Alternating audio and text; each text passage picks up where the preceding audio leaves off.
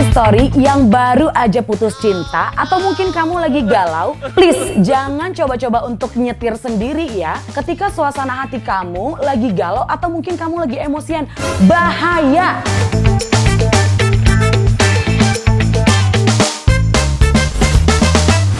Nah, ada nih satu cerita datang dari Sobat Polistory. Aku juga nggak tahu sih dia mau cerita apa. Setiap pengendara punya cerita.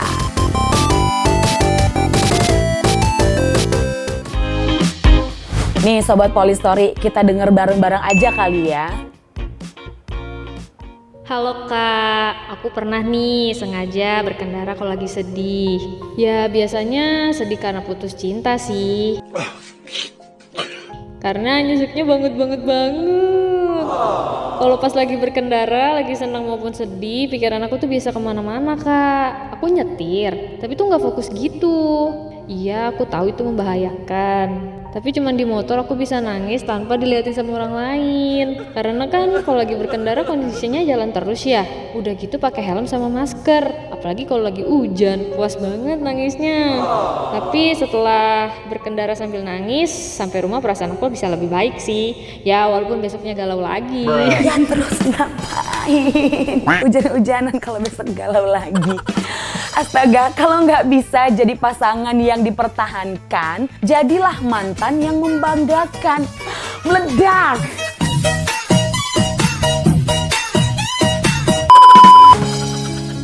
Nah, dan ada satu artikel juga yang datang dari artis ibu kota. Siapa sih yang gak kenal sama perempuan ini? Ya kalau bukan Yuki Kato, yang suka sekali nyetir mobil sendiri untuk menghilangkan galaunya. Nah, dia bilangnya begini, gue suka nyetir sendirian. Udah gitu kalau lagi galau. Biasanya keliling Jakarta malam-malam. Oh, mau lihat gedung-gedung kali ya. Kalau malam udah nggak macet-macet banget kan. Nah, biasanya gue nyetir sambil buka kaca juga. Dan ya memang sih malam-malam itu emang enak banget ngelihat gedung-gedung tinggi yang penuh lampu, lighting Jakarta. Apalagi kalau nggak macet ya. Ya bener sih, nggak ada yang melarang kalian untuk bersedih. Karena bersedih itu adalah salah satu ekspresi yang natural dalam tubuh kita. Tapi ada baiknya kalau lagi bete, galau atau bad mood, kalian jangan coba-coba ambil kunci kendaraan. Jangan ambil kunci mobil, kunci motor. Please, berhenti dulu, berhenti ya. Tenangin diri kalian. Tarik nafas dalam-dalam. Inhale, exhale. Habis itu kalau galau atau emosinya udah hilang, baru kalian nyetir lagi. Gitu loh, kalian bisa nyetir dalam keadaan yang emang bener-bener kondisi kalian itu udah stabil. Kenapa sih? Kamu nanya. Kamu bertanya-tanya. Kamu masih bertanya-tanya juga. Astaga, ya ampun. Ini ya khusus buat kalian yang sad boy, sad girls yang ada di dunia ini, yang mempercayai bahwa dengan menyetir dan berjalan-jalan sendiri saat galau dapat membuat suasana hati menjadi lebih baik. Itu sepenuhnya enggak dibenarkan Sobat Polistory. Justru malah akan terjadi sebaliknya. Bisa memberikan efek yang sebaliknya. Berkendara dalam kondisi galau dan cemas malah akan menimbulkan malapetaka bagi diri sendiri maupun pengguna jalan lainnya Sobat Polistory. Bahkan dalam sebuah penelitian juga menyebutkan bahwa patah hati ini punya imbas yang lebih kompleks dari sekedar kesedihan. Patah hati juga bisa mengubah irama detak jantung yang berkaitan dengan peningkatan resiko penyakit jantung. Kalian mau? Kalau aku sih nggak mau ya. Dan mengemudi juga dalam keadaan cemas dan gelisah juga dapat membuat logika berpikir pengemudi ataupun seseorang menurun, termasuk kebutuhan motoriknya. Jadi coba dipikir-pikir lagi ya.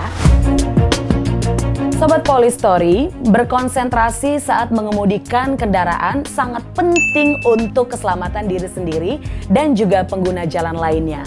Mengacu pada Undang-Undang Nomor 22 Tahun 2009 tentang Lalu Lintas Angkutan Jalan pada pasal 106 ayat 1, yang dimaksud dengan penuh konsentrasi adalah setiap orang yang mengemudikan kendaraan bermotor dengan penuh perhatian dan tidak terganggu perhatiannya karena sakit, lelah, mengantuk, menggunakan telepon atau menonton televisi atau video yang terpasang di kendaraan, atau meminum minuman yang mengandung alkohol atau obat-obatan sehingga mempengaruhi kemampuan dalam mengemudikan kendaraan. Apabila terbukti melanggar, akan mendapatkan sanksi yang sudah tertuang dalam Undang-Undang Nomor 22 Tahun 2009 tentang Lalu Lintas Angkutan Jalan pada pasal 283, setiap orang yang mengemudikan kendaraan bermotor di jalan secara tidak wajar dan melakukan kegiatan lain atau dipengaruhi oleh suatu keadaan yang mengakibatkan gangguan konsentrasi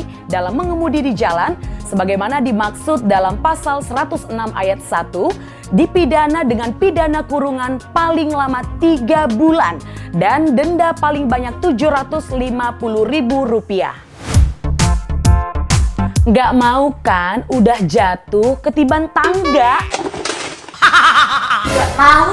Ya udah, kalau gitu coba deh. Jadi pengendara yang memiliki perilaku yang defensive driving pada saat berada dalam kendaraan atau sedang berkendara harus selalu menerapkan prinsip dasar defensive attitude atau sikap defensif dalam berkendara. Defensive attitude memiliki 4 standar operasional prosedur dalam berkendara, yaitu 1. Kesadaran, 2. Kewaspadaan, 3. Sikap, dan 4. Antisipasi. Nah, ada satu video yang mau aku kasih tunjuk kepada Sobat Polistory dan ini kita akan lihat bareng-bareng ya. Ini buat greget banget sih. Nih, aku puterin ya. Wow. Ini lokasinya di Jakarta sih. Udah berasa paling ganteng lah ya, kayak gitu ya.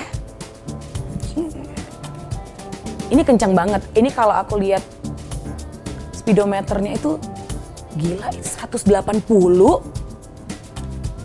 Bentar, 180, 184 beneran loh. Gila, ini kawasan perkotaan. 184 km per jam, ini bahaya banget, bahaya.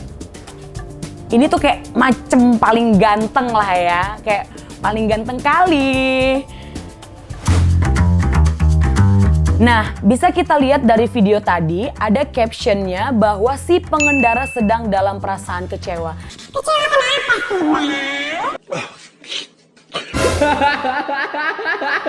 Terbukti ya, emosi dan perasaan yang muncul dapat mempengaruhi cara berkendara atau mengemudi. Jadi jelas, faktor psikologi atau kondisi emosional saat berkendara memang sangat mempengaruhi keselamatan berkendara. Padahal, setiap pengendara sepeda motor maupun mobil di Indonesia harus mengetahui berbagai peraturan lalu lintas, termasuk batas kecepatan kendaraan. Batas kecepatan bagi kendaraan bermotor ditetapkan dalam Undang-Undang Nomor 22 Tahun 2009 tentang Lalu Lintas Angkutan Jalan dan juga ditetapkan dalam Peraturan Pemerintah Nomor 79 Tahun 2013. Dilihat dari video tersebut yang tadi kita tonton, berada di jalan antar kota. Batas kecepatan paling tinggi adalah 80 km per jam. Kita udah lihat dong bareng-bareng tadi, pengendara itu ya udah bawa atau udah kemudikan kendaraan bermotornya 184 km per jam. Itu bahaya banget. Bahaya buat diri sendiri juga pengguna jalan lainnya. Atau untuk kawasan perkotaan, batas kecepatan paling tinggi adalah 50 km per jam. Emosi memang kerap sekali datang tanpa diminta dan di waktu yang tidak diduga. Siapa sih yang mau emosian? Aku ada tips untuk tidak membiarkan emosi kalian mempengaruhi cara mengemudi Sobat Polistory. Nah, untuk yang pertama, jangan memikirkan tindakan pengemudi lain yang membuat kamu marah. Fokuslah untuk tetap aman daripada melampiaskannya.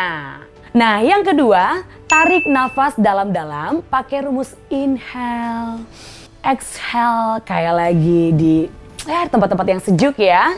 Dan kamu harus tetap fokus karena ini yang membuat kamu untuk tetap fokus dan tenang. Dan yang ketiga, menepi di lokasi yang aman untuk beristirahat sejenak dan menenangkan diri. Tenangkan diri kamu dengan menutup mata. Jangan lupa untuk bernafas dong pastinya. Dan memutar radio atau musik favorit kamu yang menyenangkan hati kamu. Dan yang keempat, fokus hanya di jalan dan saat mengemudi. Cobalah untuk menahan pikiran dan emosi yang mengganggu kamu sampai perjalanan kamu selesai. Nah, yang terakhir, yang kelima, pergi lebih awal dari yang diperlukan untuk mengatasi lalu lintas dan hambatan lainnya. Keamanan jalan raya adalah kondisi pikiran dan kecelakaan bukanlah ketiadaan pikiran. Saya Bribtu Susi, sampai ketemu di next Police Story.